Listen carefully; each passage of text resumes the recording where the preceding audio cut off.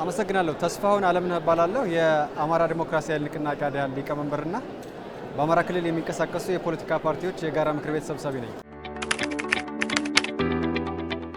ይዘናቸው የመጣኖች መሰረታዊ ጥያቄዎች አሉ። እነኛን መሰረታዊ ጥያቄዎች ደግሞ በንግግር፣ በውይይት፣ በድርድር ይፈታል የሚል እምነት ስላለን ነው በምክክሩ እየተሳተፍን ያለ ነው። ያንንም አሁን በሂደቱ እያደረግን ነው የሚገኘው።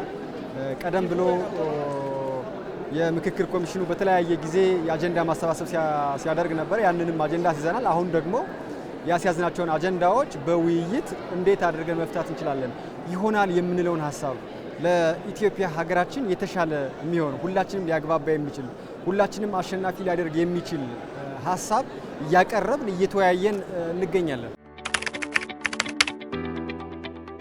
ሀገራችን ኢትዮጵያ የፖለቲካ ልዩነቷና የፖለቲካ ተቃርኖዋን ስትፈታበት የነበረበት መንገድ አውዳሚ የሆነ መንገድ ነው የነበረው።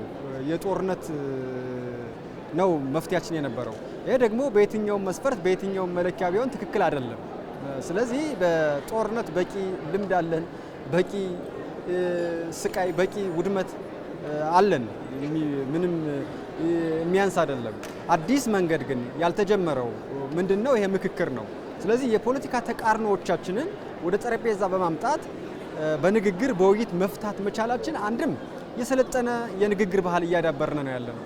ነገ ለልጆቻችን ልንወርሰው የምንችል ተቃርኖዎቻችን ወደ ልጆቻችን ካሻገርናቸው ሀገር እንደ ሀገር እንዳትቀጥል የሚያስችል ብዙ ነገር አለ። ስለዚህ ያንን እየተነጋገርን እየተወያየን በድርድር መፍታት የምንችልበት መንገድ ስለሆነ በእኛ በኩል በጣም ጥሩ ነው ብለን ስለምናምን ነው፣ ደግሞም ስለሆነም ነው እየተሳተፍን ያለ ነው። ያለን ጥያቄዎች እያቀረብን ያለ ነው። እንደሚታወቀው በተለይ የኛ ፓርቲ በትጥቅ ትግል ጥያቄዎችን አንግቦ ሲታገል ነው የነበረ። ከዛ በኋላ ከለውጡ ማግስት ነው ወደ ሰላማዊ ትግል መጡ። አሁንም ከመንግስት ጋር አብረው እየሰራ ያለው ይሄ የንግግር የውይይት ውጤት ነው። ስለዚህ አሁንም በዚህ ምክክር ሀገር ነው የምታሸነፈው፣ ሀገር ናት የምትድንበት። ስለዚህ ስለ ሀገር ሲባል ያለንን የፖለቲካ ተቃርኖ ማጠባችን፣ ማቻቻላችን የስልጣኔ ምልክት ስለሆነ ይህንን አምነን ነው እኛም እየሰራን ያለ ነው። አጀንዳ በማስያዝ በኩልና አካታችነቱን ምንም ጥያቄ የለውም። እኛ የያዝናቸው አጀንዳዎች ቀርበውልናል፣ እየተወያየን ነው የሚገኘው። አካታችነቱም ሁሉ አቀፍ ነው። ያልተወከለ የማህበረሰብ ክፍል የለም ማለት ይቻላል። በሁሉም አካባቢ ማህበረሰብ ተሳትፏል። ይሄ ደግሞ ትልቅ ነገር ነው። አንደኛ የሚወከለው ሀሳብ ስለሆነ ያንን ሀሳብ ደግሞ በተለያየ መንገድ ይገለጻል። ያንን የሚገልጹ የማህበረሰብ ክፍሎች ተሳትፈዋል።